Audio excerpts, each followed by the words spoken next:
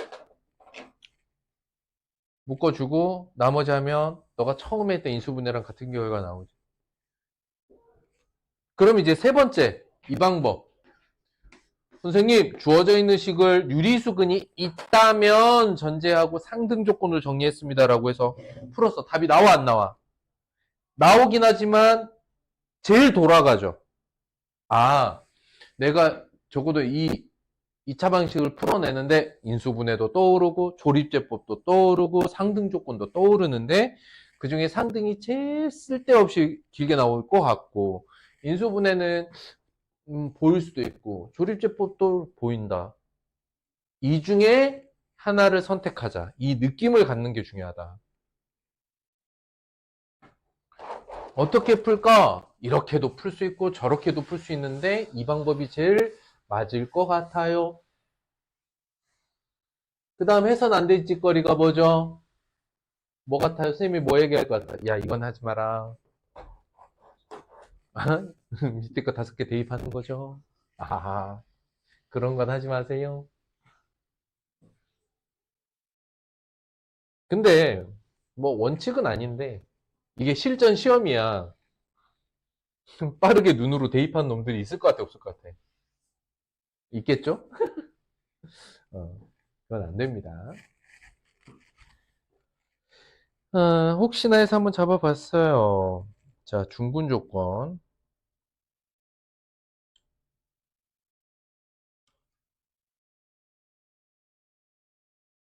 음. 참고로 내가 근해 공식을 따로 얘기는 안 했는데 안 할 거야. 해? 안 해도 되겠지? 중분 조건. 판별식이 0이 되는 게 어떤 식이다? 항등식 됩니다. 뭐에 대한 항등식? K에 대한 항등식. 6번. 선생님이 6번에다가 별표를 할 거야. 왜 별표를 할까? 틀릴 놈들이 나오거든. 왜 나올까? 자, 이거는 이제 이번 단원에만 제한적으로 말하는 건 아니니까. 이제 습관 가지세요. 이게 실전 시험이면 주어져 있는 식을 정의 내리는 용어가 나온 다음에 일단 거기는 체크를 하고 넘어가야 돼. 어디다 체크해야 돼? 그렇지. 2차에다가 동그라미 해야 돼, 사실은. 선생님 매번 얘기하지만 이번 단원의 주제가 대단원이 2차 방정식이니까 2차 방정식만 다룰 거라서 그 2차 방정식이라는 표현 자체를 등한시하는 경우들이 있어. 근데 실전 문제는 이 문제는 2차 방정식 단원에서 나왔습니다라고 표기되어 있지 않다 그랬죠. 하기 때문에 실전 문제에서는 이런 표현들 몇 차다 차수에 대한 언급이 있다면 반드시 체크해야 된다. 그리고 뭐라고 써요? 그리고 뭐라고 써요? 이걸 쓰고 시작해야 돼. 이거 놓치는 놈들이 되게 많아요. 고로 M은 뭐가 아니야? 뿔마 2가 아니야 하고 시작하는 이걸 할 수 있느냐 없느냐가 나중에 크게 영향을 미칠 겁니다. 어쨌든 중분 조건 써보자. 그냥 D 아니고 4분의 D로 보자. M-2의 제곱 마이너스 2의 M제곱 마이너스 4는 여기다 뭐 2차 방정식이죠. 해결해 나가보자. M제곱 마이너스 4M 플러스 4 마이너스 2M제곱 플러스 8은 0 마이너스 M제곱 마이너스 4M 플러스 12는 0 M제곱 플러스 4M 마이너스 12는 0 M 플러스 6 M 마이너스 2는 0 고로 M은 마이너스 6 또는 2 다행히 마지막에 N값을 구하세요 라고 나와있죠. 하기 때문에 M이 하나다라는 걸 알려주고 있단 말이야. 물어보는 결과식에서. 그러면 다행히 저 표현 때문에 나는 m값을 2개 구했는데 둘 중에 뭐가 답이지? 라는 생각을 하면서 하고 돌아올 수도 있지만 좋은 방법은 아니야. 언제나 기본적인 계수나 상수 내가 구하고자 하는, 다루고자 하는 녀석의 조건은 챙겨봐야 되고, 그 조건을 어디서 챙기냐? 주어져 있는 식을 정의 내릴 때. 그 다음 중근은 어디서만 나와? 중근의 뜻이 뭐야? 서로 같은 두 근이죠. 중복된 근이죠. 1차에서는 안 나옵니다. 물론 3차 방정식에서 3중근이라고도 표현은 해요. 예를 들어서 인수분해 했더니 x-1의 세제곱이 0이요. 그럼 x는 1이다 이렇게 근이 하나 나오잖아. 그럼 얘는 뭐야? 3중근이에요. 이렇게 생긴 건 3중근이에요. 근데 실제로 교과과정에 3중근이란 표현을 교과과정에서 쓰진 않고요. 해석과정에서 씁니다. 그래서 하고 싶은 얘기가 뭐냐? 중근이라는 표현이 있다면 2차 방정식. 반드시 2차 방정식. 뭐라고? 중근이라는 표현이 있으면 반드시 2차라는 표현을 갖고 들어가야 되는 거야. 그리고 판별식으로 볼 수밖에 없어. 그러니까 만약에 말이야 m이 마이너스 2였다면 얘는 0 되죠. 얘는 어떻게 됩니까? 마이너스 8x 플러스 2잖아. 그래서 x는 4분의 1 이렇게 나온단 말이야. 그치? 이렇게 풀린 1차 방정식의 근을 중근이라고 하냐고.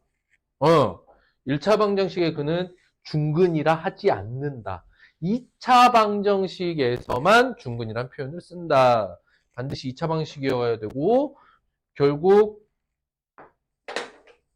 마이너스 6만 된다는 거. 너무 쉽죠? 문제 푸는 과정 자체가 쉽고요. 해석도 쉬워요. 여기서 못하는 게 뭐가 있어? 이것 때문에 별표 하자는 거야. 됐을까?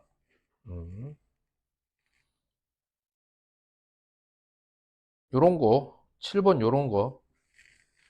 활용 문제긴 한데, 이게 메인스트림은 아니다는 거야.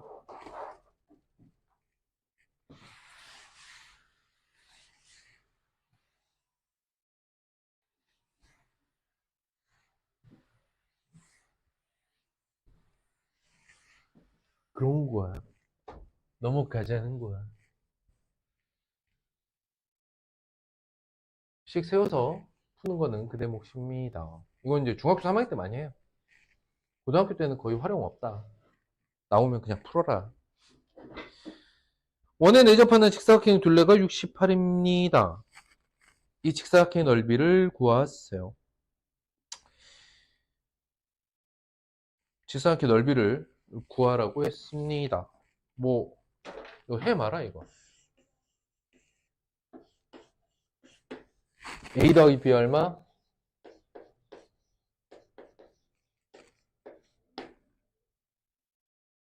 그 다음에 a제곱 더하기 b의 제곱은 26의 제곱.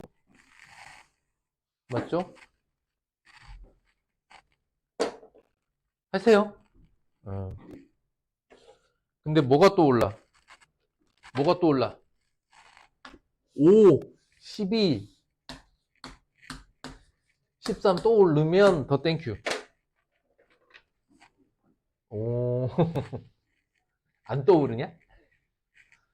피타고라스 빗변의 길이가 26이면 50, 23이 먼저 떠올라야 정상이요.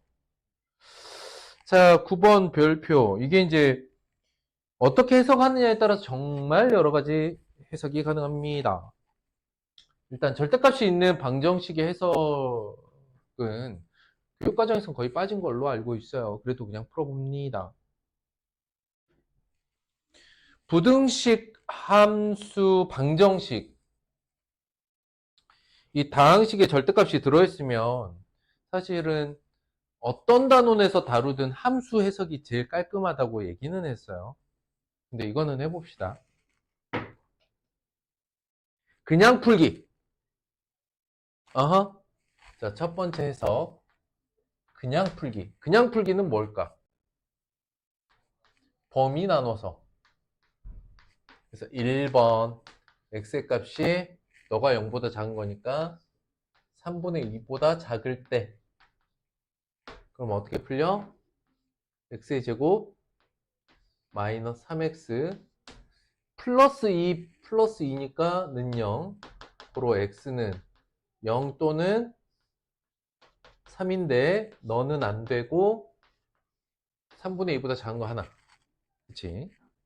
두 번째 x가 3분의 2 이상일 때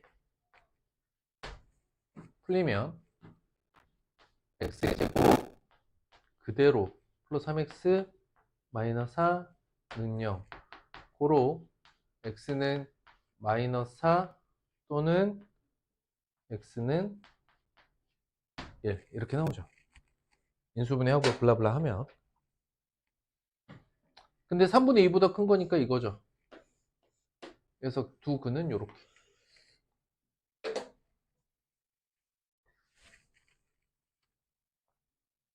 선생님 이거 어떻게 함수로 풉니까?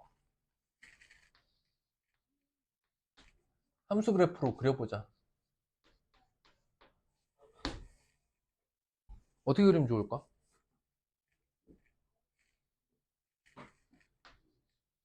y는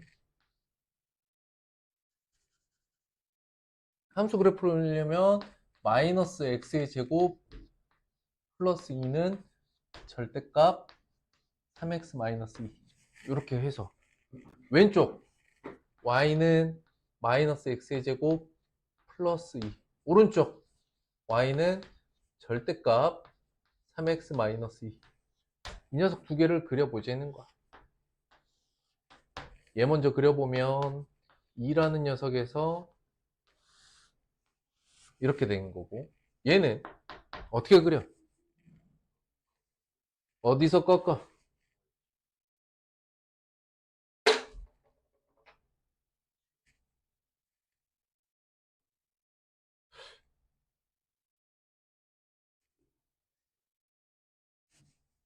야이씨 그래 뭐 또 설명하면 돼 괜찮아 모르는 건 죄가 아니야 괜찮아 내가 너의 조금 기대했어 함수식 전체의 절대값이 붙으면 어떻게 해석한다고? 이거 막 글로도 썼잖아 함수값이 음수일 수 없으므로 원래 얘가 어떻게 그려져? 일단 x절편 얘 x절편 한번 볼까? 어떻게 됩니까? 여기가 루트 2고 여기가 마이너스 루트 2죠 그쵸? 얘 함수 그래프가 원래 어떻게 그려져요?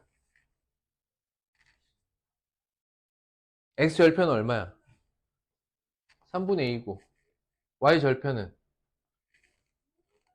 마이너스 2고 원래 이렇게 그려지는 거지 근데 얘가 어떻게 그려지는 거야? 여기 원래 마이너스 2를 지나야 되잖아 근데 여기 2를 지나고 이렇게 V자 기울기 3짜리 이렇게 되죠 해서 이 둘의 교점은 하나는 여기가 명확해 0이라고 그 다음에 뭐만 구하면 돼? 여기만 구하면 되는 거지 그래서 교점은 여기는 이제 확정됐고 0 확정됐고 요거만 구하자 이해됐어요? 선생님 이렇게 놓고 보니까 얘가 좀 더 나은 것 같아요 판단한다면 맞아 틀려? 맞아 뭐에 대해서? 이 문제에 한해서는 선생님 바라는 건 뭐냐 둘 다 할 줄 알아 둘 다 할 줄 아는데 이번에는 다루는 개수나 상수가 매우 단순하고요 식 나눠보기에 얘가 더 빠르기 때문에 얘가 나을 것 같고 주어져 있는 녀석이 뭐 부등식이라던가 절대값의 개수가 좀 더 많다던가 즉 이것보다 더 복잡한 형태의 그래프로 간다면 여기서 쪼개지는 x의 범위가 3개가 될지 4개가 될지 이렇게 확장될 수도 있잖아 이해됐을까? 근데 함수 그래프로 그려낼 때는 얘가 확장이 되든 더 복잡해지든 어쨌든 이 이상 수준으로 복잡해지진 않아. 하기 때문에 이런 느낌인 거지. 매우 논리적이지 않은 표현이지만 감각적으로 설명을 해볼게. 여기가 어떤 이 문제의 구성의 복잡성이라고 해보자. 그치?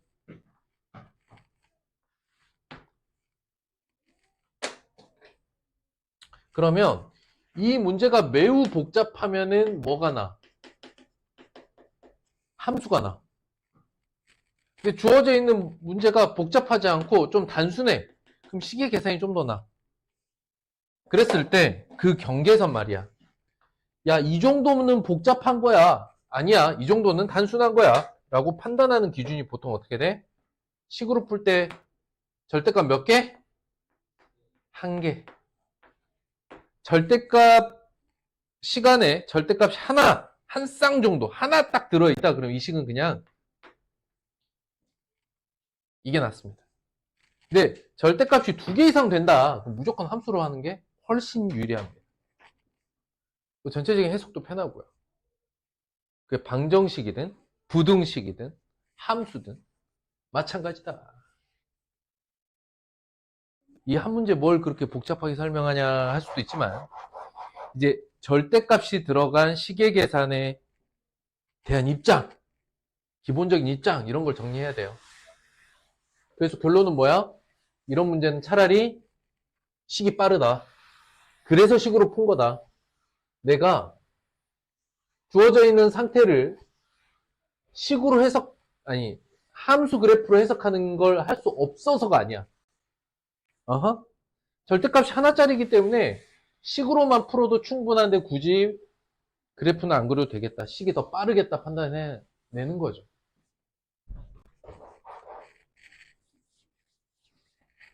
그러니까 비유가 적절할지 모르겠는데 내가 어디를 가. 거리가 그렇게 멀지 않아. 그럼 그냥 자전거로 가는 게 나아. 근데 거리가 멀어. 그러면 에너지가 좀 더 들더라도 아빠 차 타고 와야지. 그냥 그런 느낌? 비유가 좀 이상한가?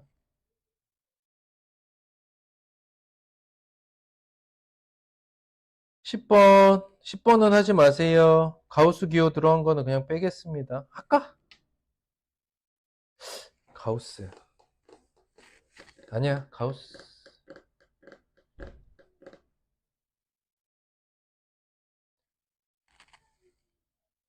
가우스를 안 다루는데.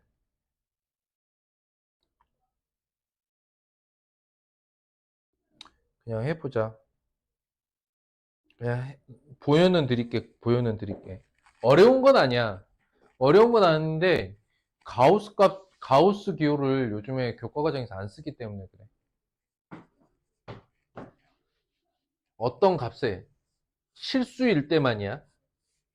실수일 때 이렇게 생긴 걸 가우스라고 해. 가우스. 너는 쉽게 말하면 너는 A의 정수 부분을 의미해. 무리수일 때뿐만은 아니야. 자신을 넘지 않는 최대 정수.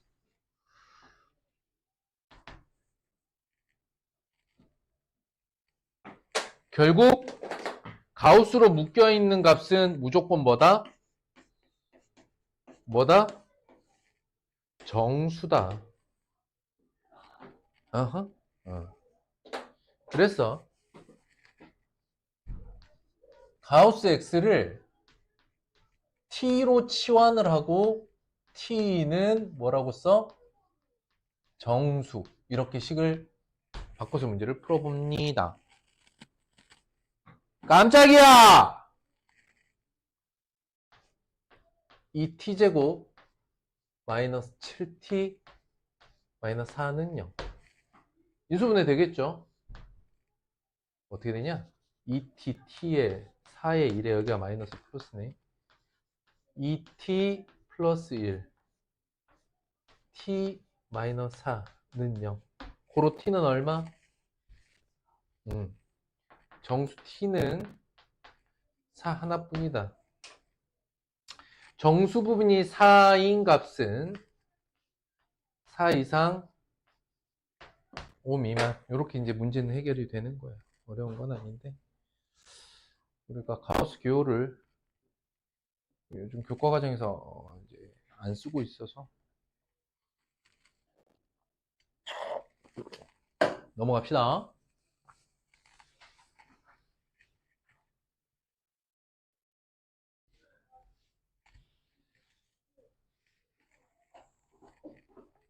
(11번) 봅시다.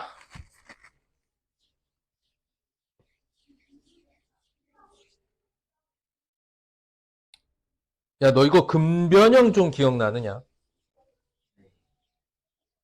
계수와 상수가 완전히 뒤집어져 있는 고차 방식의 근은 어떻게 표현할 수 있다?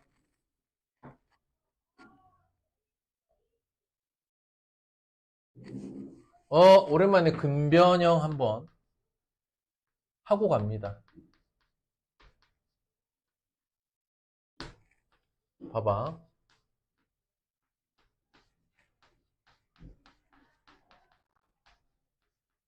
이 2차 방식의 두 근이 알파 베타라면 a는 0이 아닐 때 cx의 제곱 플러스 bx 플러스 a는 0의 두 근은 어떻게 나올까?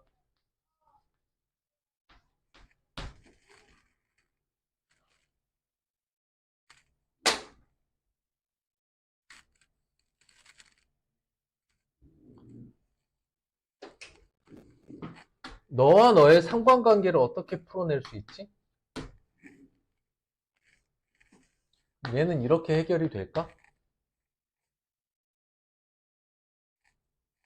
c 곱하기 x제곱분의 1 더하기 b 곱하기 x분의 1 더하기 a는 0.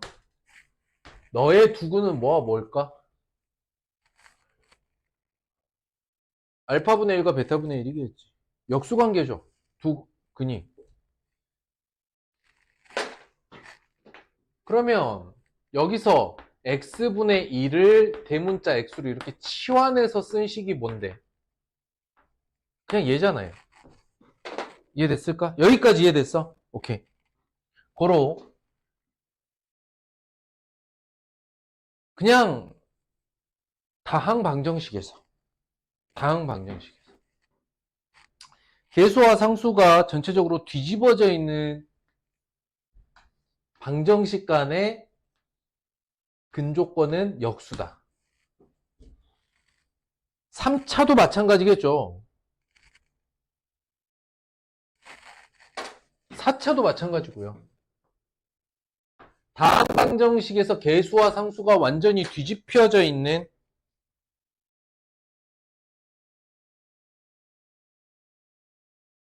이해됐느냐? 여기만 해볼게요. 여기만. 두 번째,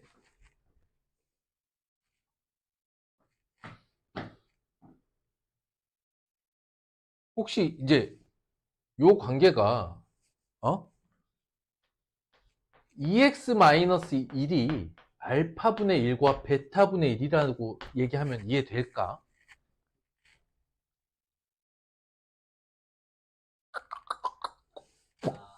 아, 이해됐습니까? 그럼 x는 어떻게 됩니까? 알파분의 알파 플러스 1이고 분모가 2가 되겠죠. 되겠어? 아니야? 그럼 알파가 이렇게 생겼으면 베타도 이렇게 생긴 거. 이것도 이해됐을까? 자, 잘 봐. 지금 방금 선생님 뭐란 거냐면 수학 문제는 어디까지 해석해내느냐에 따라서 남은 과정이 짧아진다고 했죠. 이것까지 해석이 됐으면 어디서 시작이야? 여기서 시작하고 1, 2로 끝나는 문제야. 자, 이제 좀 복잡하게 가볼게. 이제 복잡하게 갈 거야.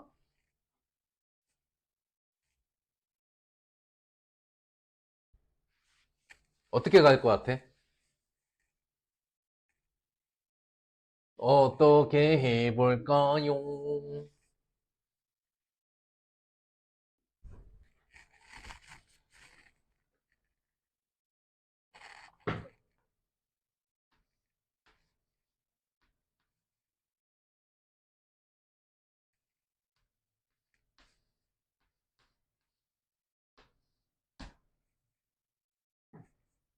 또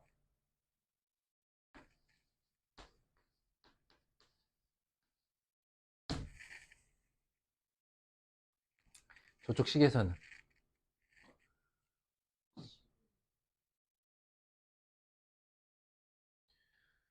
이제 뭐 한 문자에 관해서 정리를 해보자면 C 자리에 뭐라고 넣으면 돼?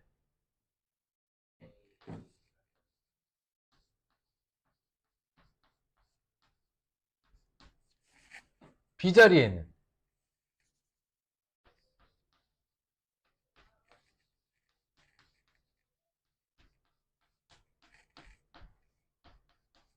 이렇게 놓겠지. 그 다음 어떻게 할 것 같아? X에 대해서 내림차순하고 인수분해해서 근을 막 표현하려고 하겠죠. 밑에서 물어보는 게 근과 계수에 간 게 아니라 근의 형태 자체를 물어본 거잖아. 그럼 이거 풀으라는 얘기거든, 이거. 아, 이거 푸세요. 푸세요. 다만, 조금 센스 있는 친구들은, 아주 조금 센스 있는 친구들은 여기서 얘를 치환을 해줄 거야. 아잉. 조금 센스 있는 친구들, 여기서 센스 있는 친구들은 여기서 치환하는 거고, 그마저도 없는 놈들은 이제 뭐 하는 거야? 얘를 싹 다 전개해서 막 인수분해 해보려고 하는 거지. 그나마 센스 있는 친구들이, 아, 야, 그래도 이건 복잡한데, 2x-1을 t라고 치환해보자. 그래서, 알파, 베타, t제곱, 마이너스, 알파 플러스 베타 t 플러스 1은 0, 이렇게 쓴 다음에, 알파하고 베타로 나누고 1, 1에 t, 선생님 인수분해 되는데요? 그럼 어떻게 되지? 알파 t 마이너스 1과 베타 t 마이너스 1로 인수분해 되니까 결국 t는 뭐하고 뭐야? 아, 알파분의 1과 베타분의 1이 됐어. 아까 선생님 뭐라 그랬어요? 다음 방정식에서 계수와 상수가 뒤집어져 있는 방정식 간의 근관계는 뭐와 같다? 역수관계와 같다. 근데 그게 이만큼을 해야 이제 나온 거지. 여기서 이만큼을 해야 여기서 이제 그 결론을 가져간 거야. 미리 해석이 됐었다면 이 앞에까지 과정이 다 의미가 없었던 거야. 한 번에 됐던 거지. 그 다음에 뭐라고 해? 여기서 이렇게 치환했으니까 선생님 찾았어요. 2x-1 하나는 알파분의 1이고 2x-1 하나는 베타분의 1입니다. 겨우 찾았네요. 이렇게 이제 해결한단 말이지. 아까 첫 번째 해석으로 문제 푼 놈들은 어디가 있을까? 한 두세 문제 뒤에 가 있을 거야. 요게 해석의 힘의 차이다. 이해되느냐? 이건 써줄까 한번? 야, 그래도 한번 가기는 하고 가자.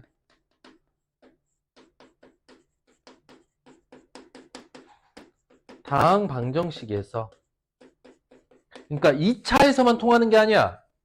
2차, 3차, 4차, 5차 다 통해.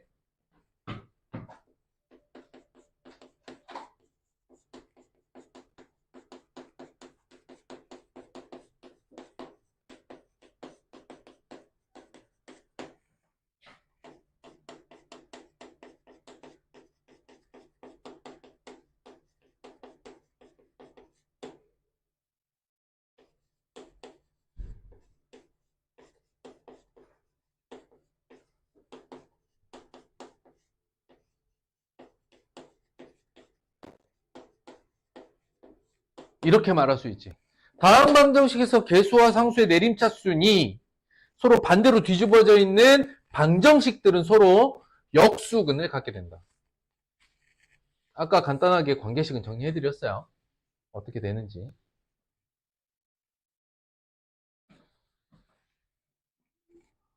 이해됐을까?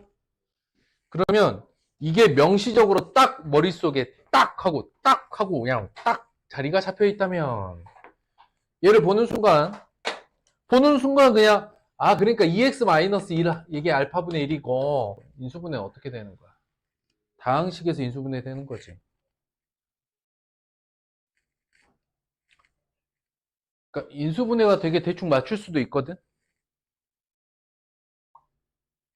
자, 두 가지 방법 다 보여줄게. 근데 첫 번째 방법은 될 때도 있고 안 될 때도 있어. 얘가 인수분해가 되도록 맞춘다는 거니까.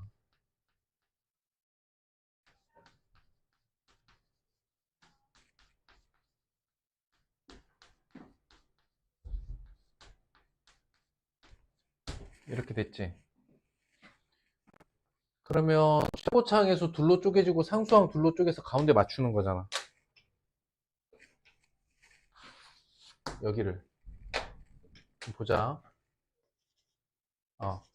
x 플러스 3y랑 x 마이너스 y랑 이 쪼개고 맞춰볼 수 있는 게 플러스 4y 이거 보이죠?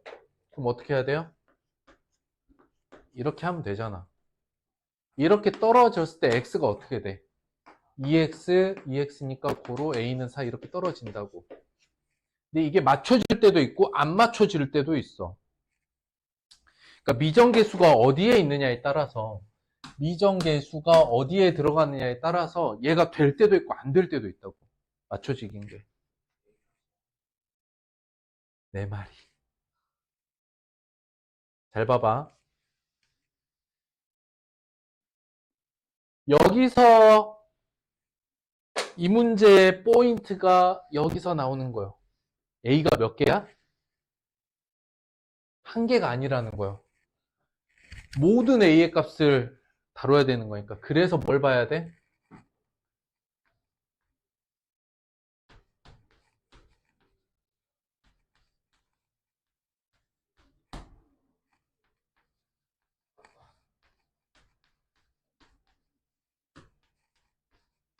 얘를 방정식으로 논다 치면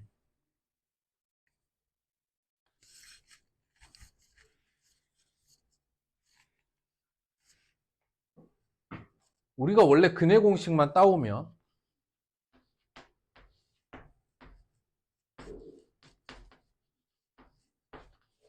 이게 기본 근해 공식이잖아. 너가 뭘로 나와야?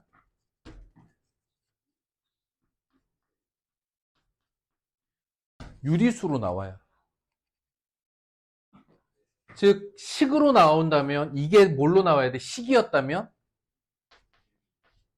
다항식으로 나와야 된다고. 식으로 나올 거면 다항식으로 나와야 돼. 식으로 나온다면. 그랬을 때 제일 귀찮은 얘가 다항식이 안 되게끔 막고 있는 애가 누구냐고. 루트지. 그래서 판별식이 제곱수가 되는 거는 무슨 근조건? 유리수 근조건이고 판별식이 제곱식으로 나오는 건 무슨 조건? 인수분해 조건인 거야. 이해됐어? 그래서 뭘 봐야 돼? D of D. X에 대한 판별식인 Y에 대한 식이 뭐여야 돼? 이게 0이어야 돼. D of D가 0이어야 된다. 또는 판별식이 제곱식이어야 된다. 2y 플러스 a 제곱 마이너스 4에 마이너스 3y 제곱 플러스 4y 플러스 4. 이게 뭐가 나와야 돼? 제곱 식이 나오도록 a 값을 정해야 돼. 4y 제곱 플러스 4ay 플러스 a 제곱 플러스 12y 제곱 마이너스 16y 마이너스 16 이죠? 이게 제곱식이 나와야 되죠. 16y 제곱 플러스 4a 마이너스 16y 플러스 a제곱 마이너스 16이야. 여기까지 해야됐지. 근데 뭐 16, 4, 16인데 여기가 a제곱 마이너스 16이니까 뭘 묶어낼 수 있는 건 없고 여기서 4분의 d를 다시 봐야지.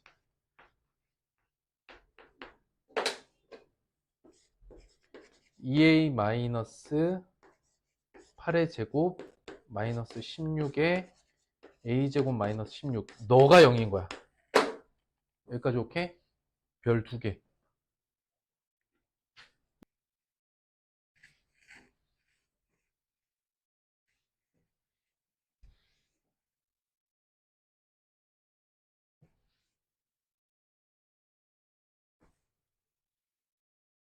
얘 그래프 어떻게 그려지는지 좀 보여? 모든 근의 합이라고 했으니까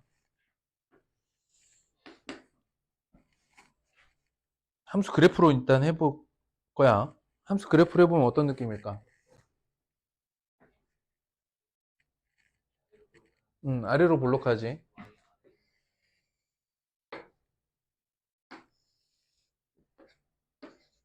이렇게 되지. 그러니까 이게 뭐야? 지금 꼭지점 좌표가 얼마입니까? 1,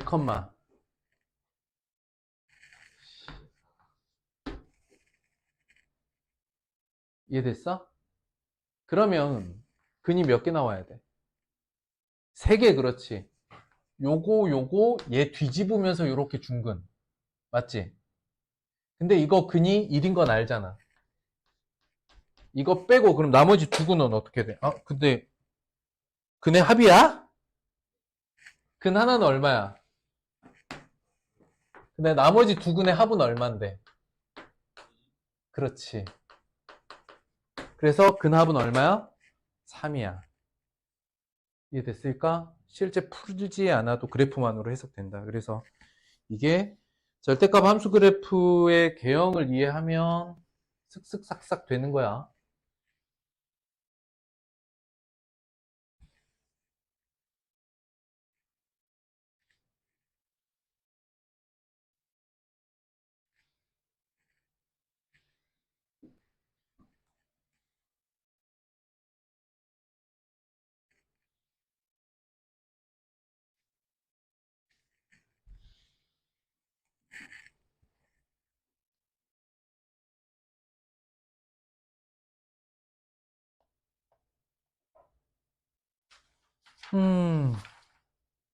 근각의 관계. 지겨워.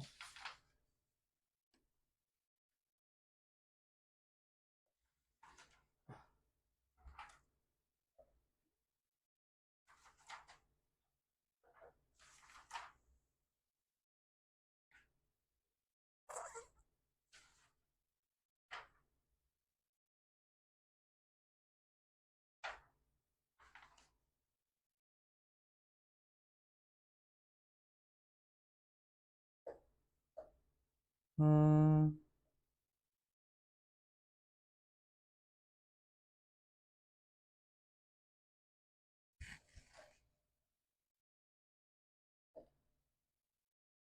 7번 한번 볼까?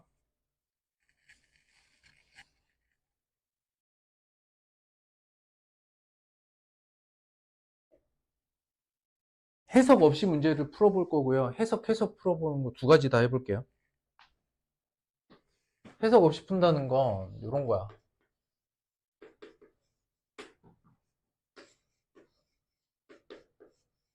이렇게 생긴 거지. 그러면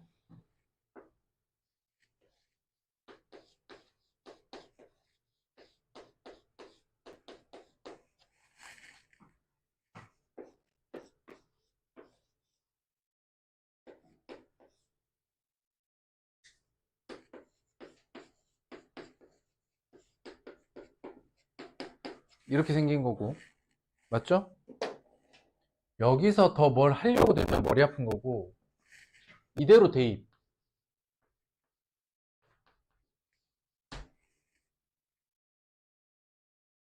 어? 거꾸로 썼네.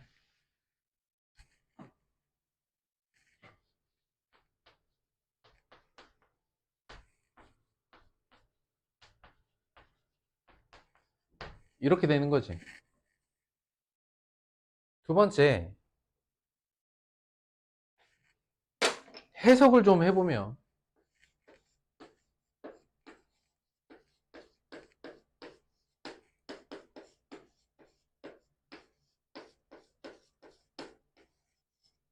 이렇게 되는 거잖아. 이건 무슨 식이야? 이건 무슨 식이야? 그렇지, 얘는 항등식이지. 얘를 fx라고 또 보자. 그 다음에 저기를 읽어봐. 얘를 항등식으로 봤을 때 어떻게 돼? f1은 1-a 플러스 b고 그게 마이너스 1이다. 오케이? 여기서 2알파가 되려면 어떻게 돼야 될까? 2분의 1을 대입해야겠지. 이건 이해됐을까? 그러면 4분의 1에 2알파 마이너스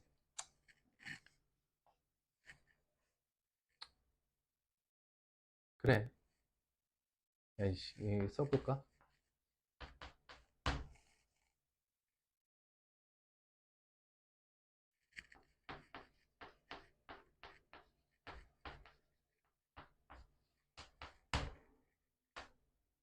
자, 여기가 1이니까 너는 4분의 1.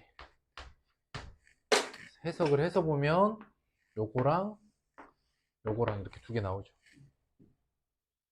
이것도 이해됐어? 항등식으로 해석하는 거. 선생님, 이게 더 빠르고 쉬운데요. 맞지? 다시 한번 얘기하지만 뭐가 더 좋다 안 좋다 효율적이다 아니다를 떠나서 주어져 있는 문제를 해석할 수 있는 방향이 완전히 다르게 이렇게 두 가지가 있다는 것들도 알아두셔서 주어져 있는 조건식과 결과식 관계에서 어떤 걸 써먹는 게 더 좋겠는지에 대한 판단. 이 문제는 이게 더 낫겠다. 라는 이 판단들의 힘이 강해지는 게 중요하다. 8번.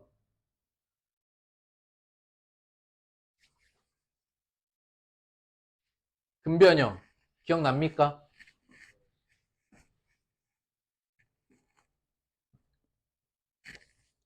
8번의 핵심은 뭐야? fx는 0입니다를 만드는 두 근의 합이 11에 그때 너의 두 근 합을 물어봤어. 여기서 핵심은 뭐냐? f의 알파, f의 베타는 0이다 이 조건인 거지. 그러니까 2x 플러스 6이 알파가 되고 2x 플러스 6이 베타가 되는 x의 값이 근이 되는 거지. 이것도 이해됐을까? 그래서 방정식의 근 알파 베타가 나오면 이 자리가 알파가 되고 베타가 된다라는 그림 자체를 끌고 가야 되는 거야. 그럼 너 2차 방정식의 두근이 알파와 베타래. 그러면 밑에 식을 어떻게 쓰면 돼? fx 마이너스 1은 0에 두 근이 알파 베타인 거지. 그래서 fx의 최고차항 기수가 중요해. 근데 1이래. 뭐 해 마라. 해 마라. 요거 읽고 요거 읽어봐. 이해돼? 이거 읽고 이거 읽어봐. 그러면 너는 너지. 이렇게 이해돼? 네, 됐어 그러면. 11번은 상등 조건이죠. 유리수 상등 조건. 되겠느냐? 유리수 계수에서 무리수분 나왔으면 상등 조건으로 12번 보시면 한 근이 이제 계수가 유리수 조건인데 너의 소수 부분이래. 우리 정수소수 부분 나누는 거 해봤죠?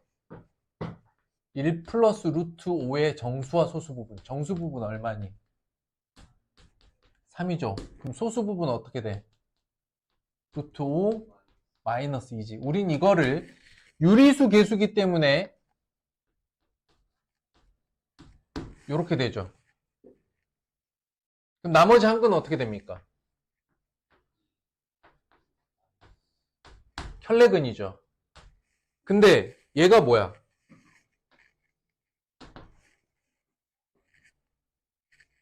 어허, 뒤집어졌지. 개수함수 뒤집어졌지. 그래서 이 녀석의 두근은 어떻게 돼? 너와 이 녀석이죠. 이게 알파하고 베타인 거지. 그럼 이 녀석 가지고 계산해내시면 되겠습니다. 될까요?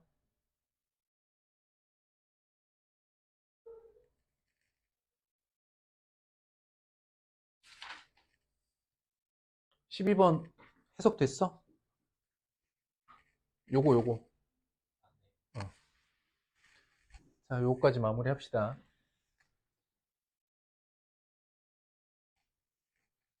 얘가 지금 실근이야. 중요한 건 실근이야. 그리고 실수 A야. 그럼 일단 뭐 해야 될까? 실근이니까. 실근 놓치면 안 됩니다.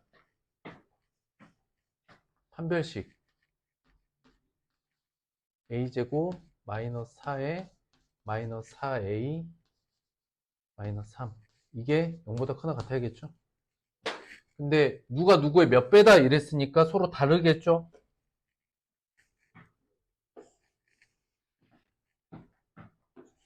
A제곱 플러스 16A 플러스 12는 0보다 커야 돼.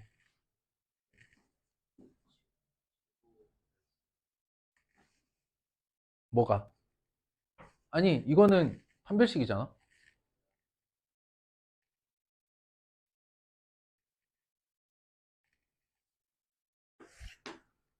일단은 그러니까 실근 실수 조건이 있으니까 일단 판별식은 놓고 넘어갑시다. 그 다음에 두근을 알파하고 알파 제곱이라고 하면 알파 제곱 플러스 알파는 A. 알파 세제곱이 마이너스 4A 마이너스 3. 이렇게 되네요. 그럼 어떻게 됩니까?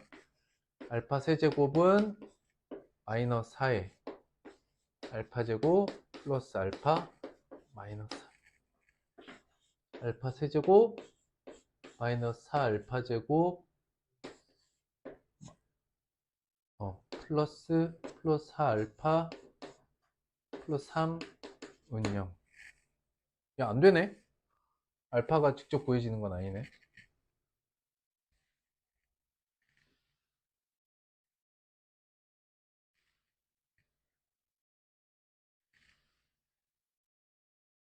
알파 나머지 하나가 나머지의 제곱이라지 않았어? A의 값을 구하세요.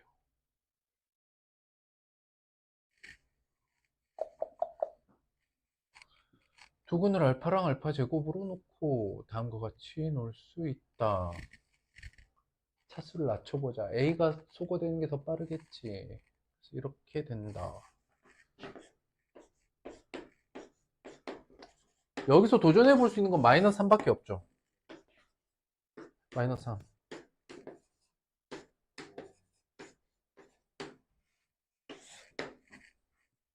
실수 알파는 마이너스 3밖에 없어. 왜? 이거 오메가잖아.